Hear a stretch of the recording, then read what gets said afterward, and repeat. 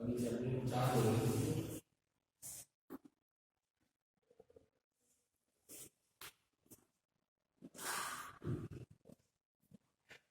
Good morning students.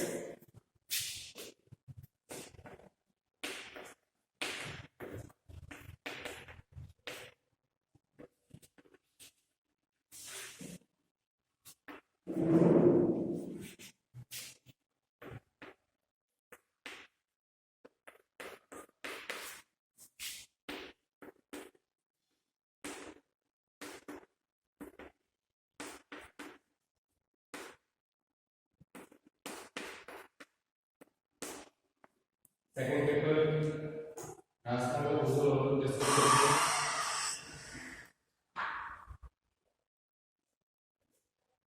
जिसके अंदर last class में हमने बात की थी और आज हम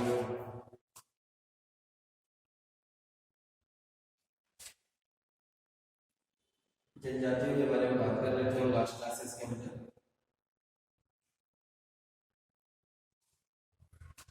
जिसमें पिछले क्लासेस के अंदर हम लोग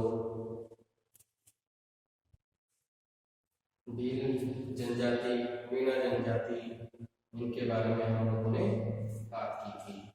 उसके बाद आज इस क्लास के अंदर हम आगे बात कर रहे हैं राजस्थान के एक और ट्राइब यानी कि जनजाति के बारे में।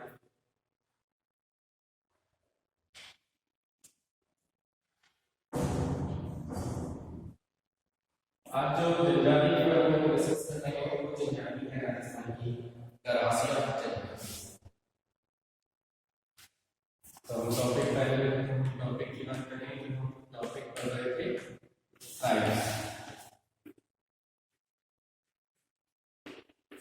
यानी कि जनजातियों के बारे में, जिसमें आज हम पढ़ रहे हैं गरासिया जनजाति के बारे में।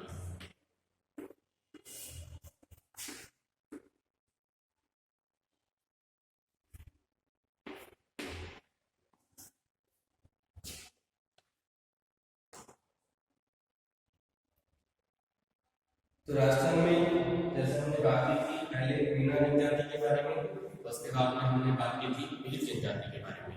तो राजस्थान के अंदर जनजातियों की जो संख्या है उसके आधार पर एक बात की जाए तो सबसे बड़ी जनजाति मीना जनजाति है, उसके बाद दूसरे नंबर पर भील जनजाति है, और इन दोनों के बाद में जो तीसरा नंबर आता है राजस्थान के अंदर शेड्यूल्ड ट्राइब के बारे में, वो है जनजाति कौन सी? गरासिया। तो राजस्थान के अंदर भील और मीना जनजाति के बाद में तीसरी बड़ी जनजाति जो है वो है गरासिया जनजाति, जिसका मुख्य क्षेत्र क्या है? साउथ राजस्थान। यानी कि इस जनजाति का जो मुख्य क्षेत्र है वो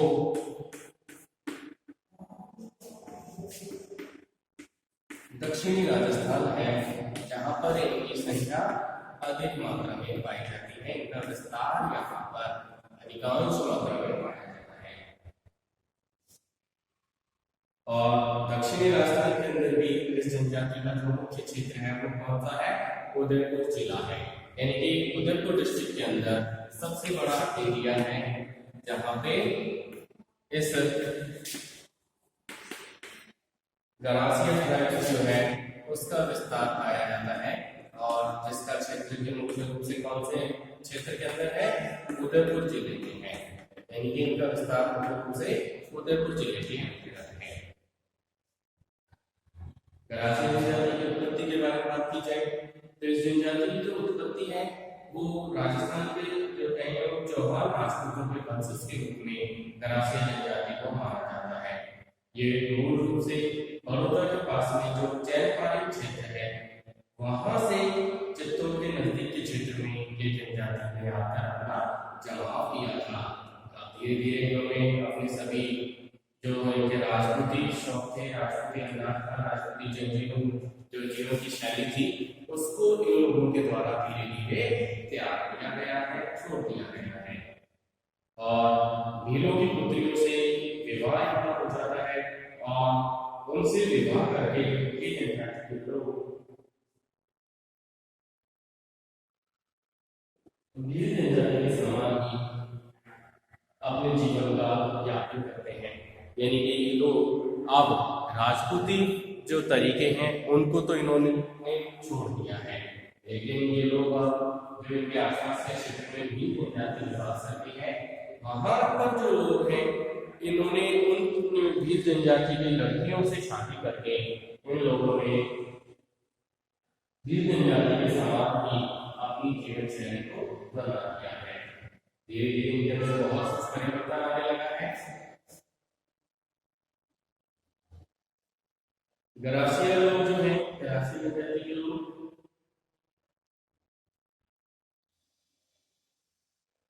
इन लोगों के द्वारा जो भाषा प्रयोग में ली जाती है वो मुख्य रूप से भील जनजाति की जो भाषा है उससे मिलती जुलती भाषा के रूप में इसको उपयोग में ये लेते हैं। यानी कि इनके द्वारा जो भाषा बोली जाती है उसमें मुख्य रूप से भील जनजाति की भाषा की झलक आती है, और साथ ही साथ ये लोग गुजराती भाषा के शब्दों को और कुछ मात्रा में लोगों के द्वारा मराठी भाषा के शब्दों का भी उपयोग किया जाता है। इसके बाद आगे बात कर रहे हैं इन लोगों के सामाजिक जीवन के बारे में।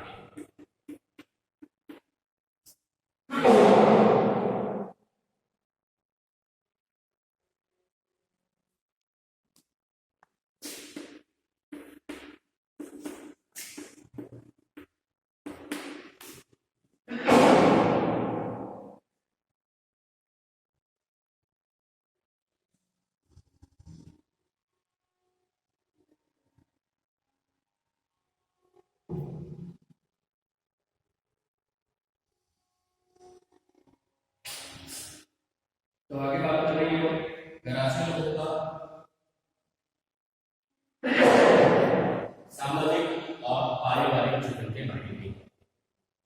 इन लोगों के अंदर यानी इनके जो परिवार है गरासिया जनजाति के, इन परिवारों के अंदर पितृसत्तात्मक और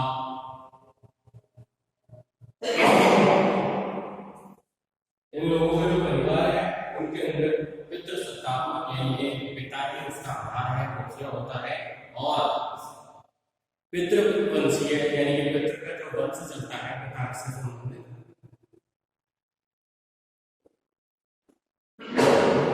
वही पारिवारिक व्यवस्था यहाँ पर गरासिया लोगों के परिवार में पाई जाती है। परिवार के अंदर पिता ही सर्वोच्च स्थान के ऊपर होता है यानी कि मुखिया होता है,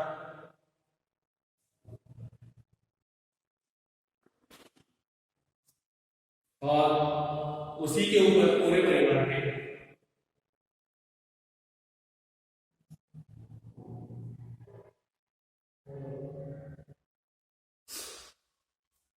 परिवार का जो मुखिया है वो पिता ही होता है,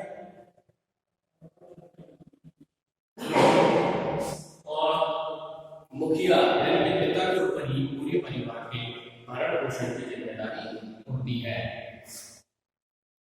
और ये जिम्मेदारी पिता के द्वारा ही संभाली जाती है। स्त्रियां, पति और परिवार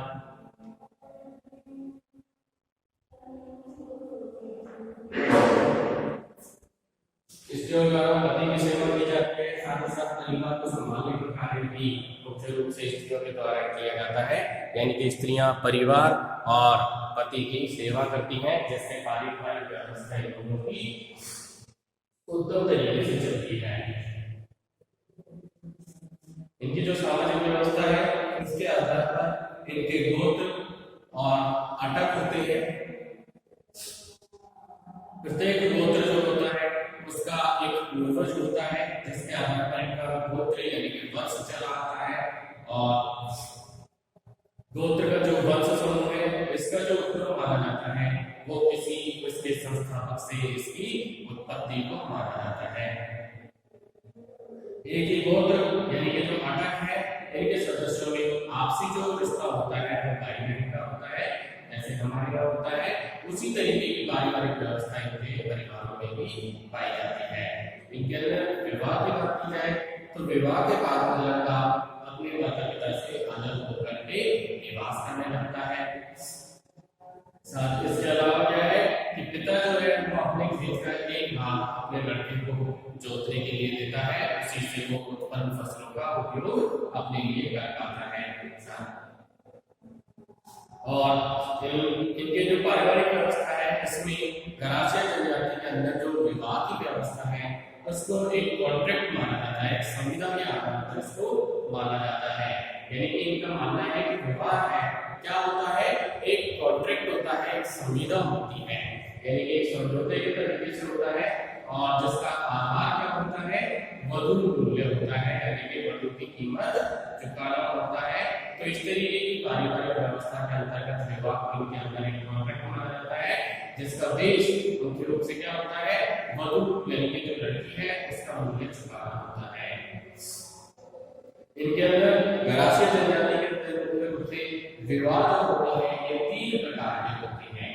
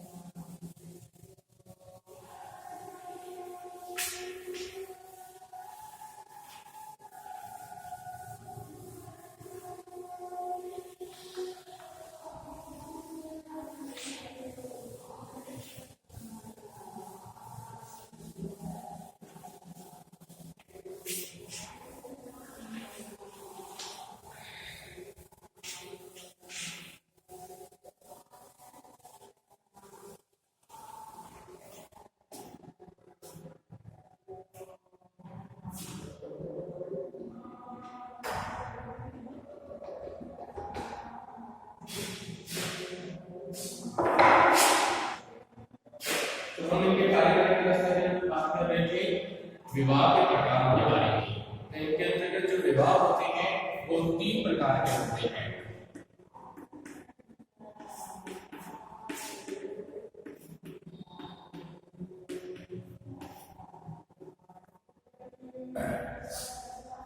पहला जो विवाह होता है इनके अंदर वो होता है मोरबंदिया विवाह।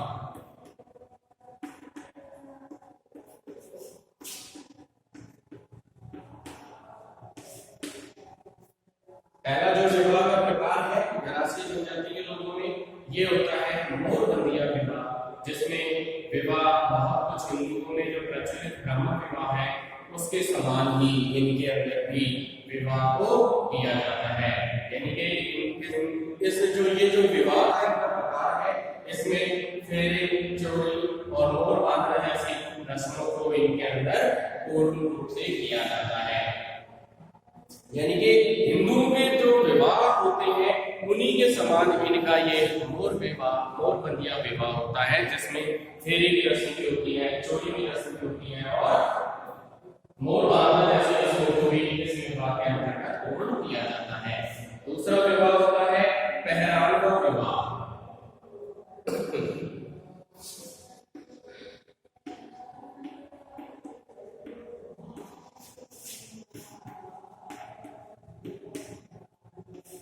पहरावा विवाह ये एक दूसरा प्रकार का विवाह है जिसमें नाम मात्र के ही फेरे इनके अंतर्गत किए जाते हैं।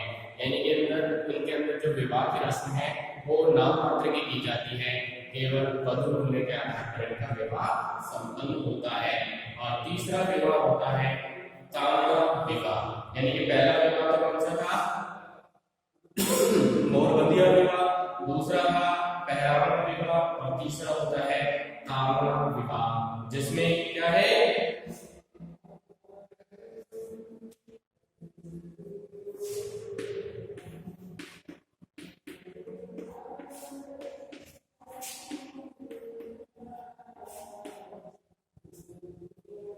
तांगा विवाह। ये तीसरा प्रकार का विवाह है इनका, जिसमें ना तो किसी प्रकार की कोई सगाई की रस्म होती है, ना कोई फेरे की रस्म होती है और ना ही कोई चोरी वगैरह या अन्य किसी भी प्रकार की विवाह से संबंधित कोई रस्में इसके अंतर्गत होती हैं। तो इस तरीके का जो विवाह होता है इसमें वर पक्ष कन्या पक्ष को कन्या का जो मूल्य है वो वैवाहिक भेंट के रूप में देता है। यानी कि लड़के के द्वारा, लड़के के परिवार के द्वारा लड़की के परिवार को कन्या के मूल्य के रूप में कुछ वैवाहिक भेंट देनी होती है, जिसको देने के बाद में ये विवाह संपन्न माना जाता है। और इस जनजाति के अंदर विधवा विवाह का भी प्रचलन यहाँ पर होता है। बेशक ये प्राचीन काल की जनजातियां हैं, उन्हीं के आधार पर अपना जीवन यापन करती हैं, ये प्राचीन परंपराएं हैं, लेकिन फिर भी इन लोगों के पारिवारिक व्यवस्था के अंतर्गत विधवा विवाह को भी शामिल किया गया है, उसका भी प्रचलन इस जनजाति के लोगों में होता है। इस तरीके से ये 3 विवाह होते हैं, मोरबंदिया विवाह, पहरावना विवाह और तालना विवाह। इसमें क्या होता है कि ये पहला विवाह जो है हिंदुओं के समान ही विवाह की व्यवस्था होती है, जिसमें हिंदुओं के समान ही ब्रह्म विवाह की रस्मों को निभाया जाता है, जिसमें फेरे की रस्म, सगाई की रस्म, चोरी की रस्म और मोर बांधना जैसी रस्मों को पूरा किया जाता है।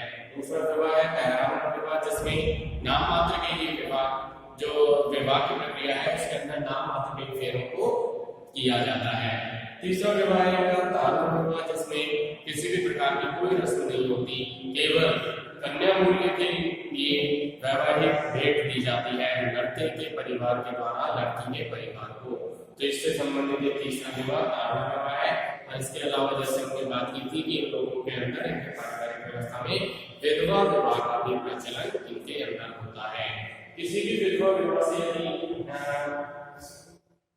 जैसे हम कहें कि कोई भी विवाहित स्त्री है, उससे कोई दूसरा पुरुष उसके जीवित पति को वैवाहिक भेंट देकर के विवाह को संपन्न कर सकता है। यानी कि पति और पत्नी यदि कोई रह रही है और कोई तीसरा, जो कहें हम कि कोई दूसरा पुरुष उस पत्नी से, उस औरत से शादी करना चाहता है, तो वो उसको, उसके पति को, पहले वाला जो पति है उसको कुछ वैवाहिक भेंट देगा, उसके बाद में वो पत्नी उसकी हो जाएगी। तो इस तरीके से ऐसा विवाह भी इनके अंतर्गत किया जाता है। इस जनजाति में पलायन और साथ साथ कोटा सोटा और कट्टा सट्टा विनिमय विवाह का भी प्रचलन इनके इस जनजाति के अंदर होता है। तो ऐसे ही कई सामाजिक परंपराओं का निर्वाह करके इनके द्वारा विवाह रस्म को कंप्लीट किया जाता है। आगे बात करते हैं इनके आध्यात्मिक जीवन के बारे में, धार्मिक जीवन के बारे में।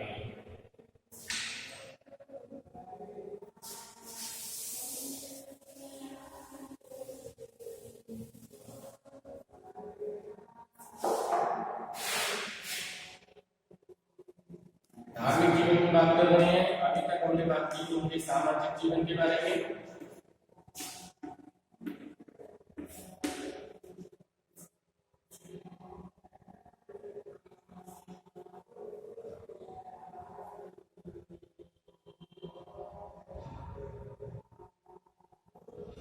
ये जनजाति के जो लोग हैं, कराची जनजाति के लोग, ये धार्मिक आस्थाओं में विश्वास करते हैं और इन लोगों के द्वारा शिव भगवान, भैरव भगवान और दुर्गा देवी की पूजा की जाती है। इनका विश्वास होता है इसके अंदर।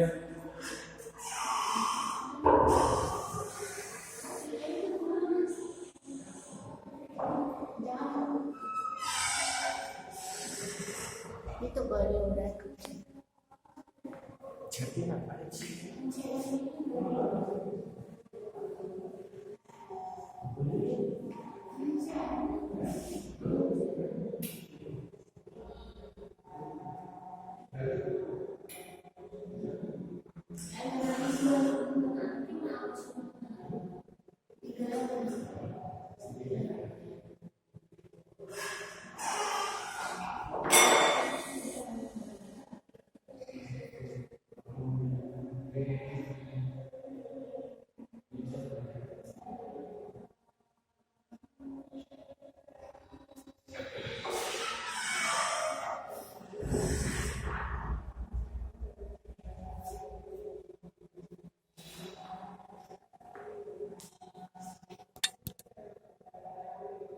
तो इन लोगों के जो धार्मिक आस्था है उसमें इन लोगों के द्वारा भगवान शिव, भैरव भगवान और दुर्गा माता की पूजा इन लोगों के द्वारा मुख्य रूप से की जाती है।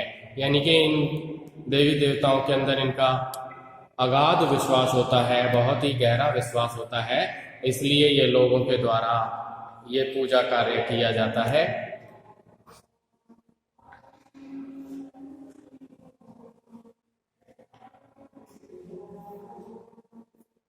सफेद रंग के पशुओं को इन लोगों के द्वारा पाला जाता है और इनको सफेद रंग के पशुओं को पालना इन लोगों के लिए पवित्र माना जाता है, चाहे वो गाय हो, भेड़ हो या कोई बकरी के रूप में हो।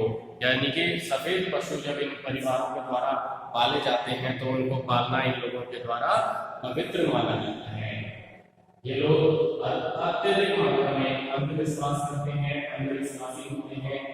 राष्ट्रीय जनजाति के अनुसार मृत शरीर को जलाने की भी प्रथा इनके अंदर प्रचलित है और मृत्यु होने के बाद 12वें दिन इन लोगों के पारिवारिक समाज के अंदर अंतिम संस्कार या जो कहते हैं ये कार्य भी किए जाते हैं।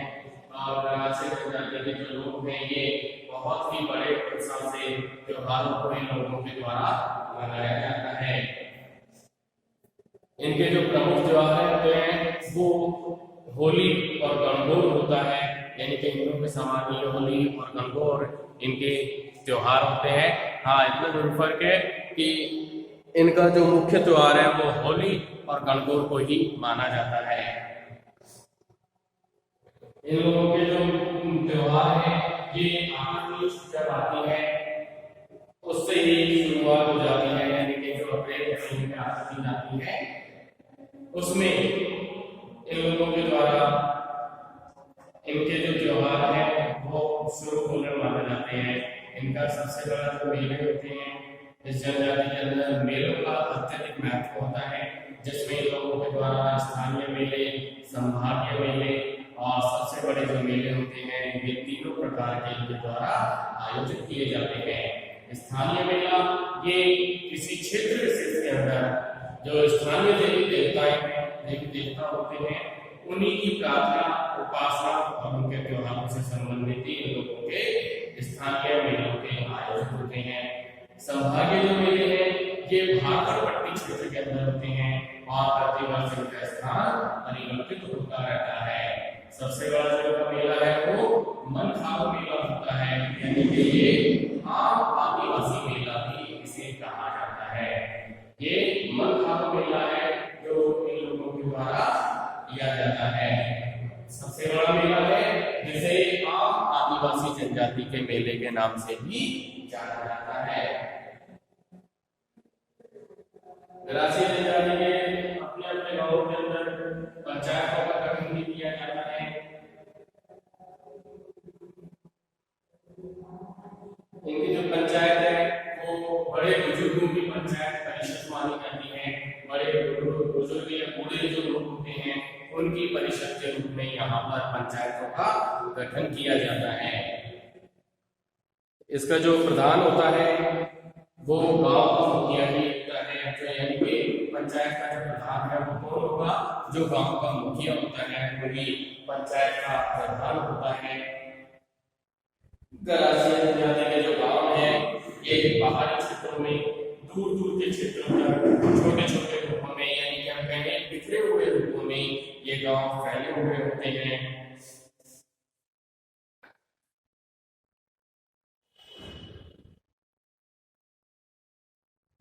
गांव की जो सबसे छोटी इकाई होती है वो इनके अंतर्गत कहलाती है फालिया, यानी कि फालिया क्या चीज है?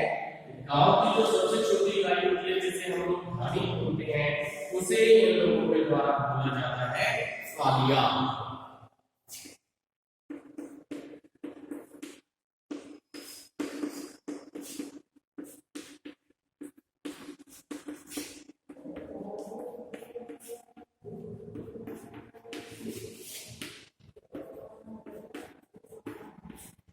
गांव की जो सबसे छोटी इकाई है उसे कहा जाता है फालिया और एक ही गोत्र इसके अंतर्गत निवास करते हैं। यानी कि फालिया क्या है?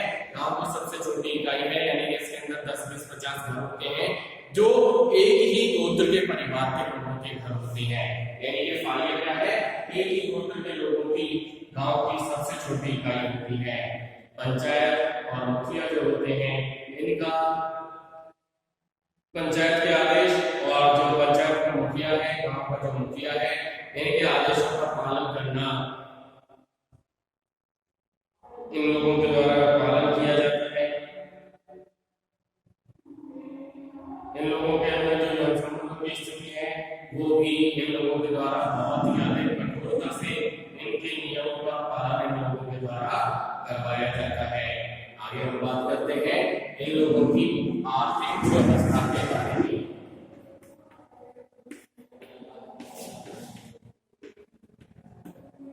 आर्थिक जीवन, आर्थिक व्यवस्था के बारे में हम बात कर रहे हैं।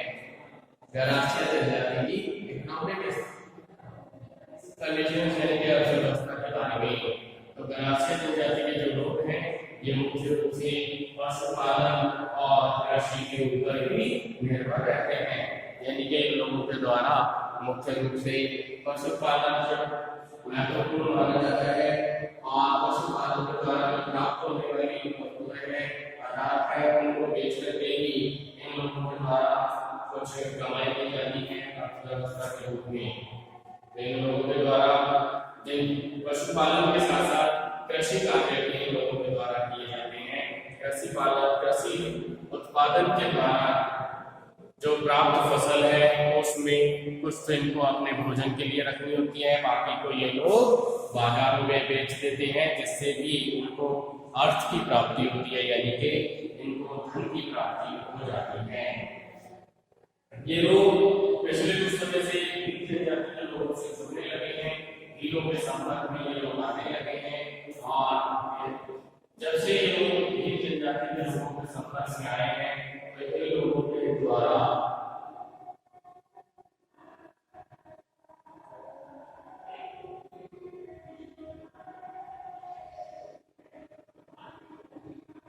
ये लोगों के संपर्क में आने के कारण ये लोगों के व्यवसाय में जो ऑक्यूपेशनल स्ट्रक्चर है उसके अंदर भी परिवर्तन आने लगा है। इनके भी व्यवसाय के अंदर परिवर्तन हुआ है, चेंज आने लगे हैं।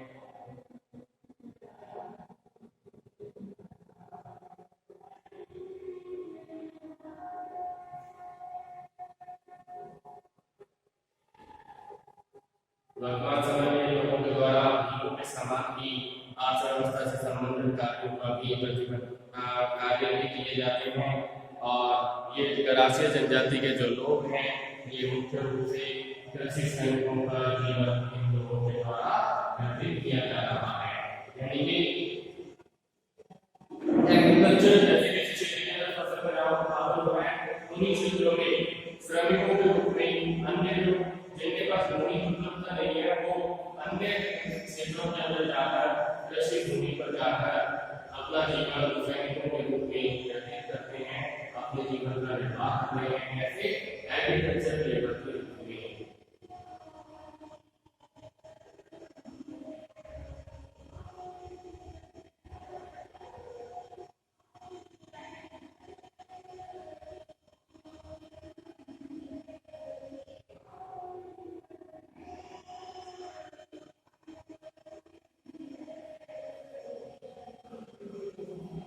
गरासिया जनजाति की जो संख्या है उसका लगभग 85% भाग कृषि कार्यों से ही जुड़ा हुआ है। यानी कि गरासिया जनजाति की जो कुल जनसंख्या है उसका लगभग 85% पॉपुलेशन जो इनकी है वो किससे जुड़ी हुई है? मुख्य रूप से कृषि कार्यों से जुड़ी हुई जनसंख्या इनकी होती है और इनके यहाँ पर मुख्य रूप से एक ही फसल का उत्पादन प्राप्त किया जाता है। बाकी के समय में यानी कि एक फसल का जब इनके द्वारा उत्पादन कर लिया जाता है उसके अलावा गरासिया जनजाति के लोगों के द्वारा पूरे वर्ष भर लकड़ी काटने का कार्य किया जाता है।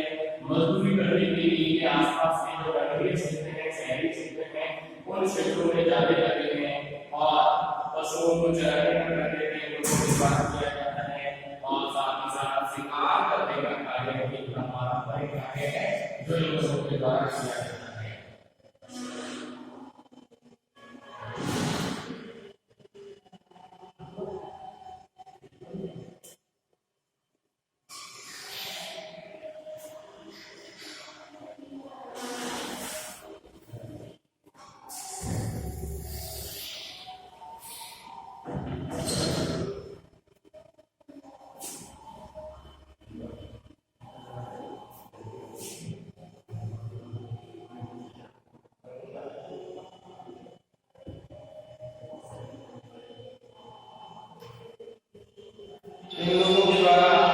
वर्तमान परिस्थितियों के हिसाब से इन लोगों के द्वारा अलग अलग प्रकार के कार्य किए जाते हैं, जिसमें आसपास के शहरी क्षेत्रों के अंदर ये लोग जाकर मजदूरी करते हैं, अपने क्षेत्रों के अंदर ये लोग पशुओं को भी चराते हैं, कृषि उत्पादन भी लोगों के द्वारा किया जाता है और साथ ही साथ इन लोगों के द्वारा इनकी जो प्रारंभिक अर्थव्यवस्था का आधार है जो क्या है शिकार करना, तो इन लोगों के द्वारा शिकार कार्य को भी किया जाता है।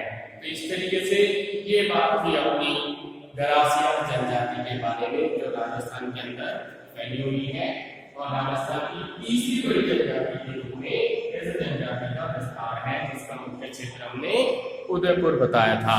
तो इस तरीके से ये राजस्थान की गरासिया जनजाति का टॉपिक अपना यहाँ कंप्लीट होता है और नेक्स्ट क्लास के अंदर हम आगे बात करेंगे राजस्थान की एक और जनजाति के बारे में।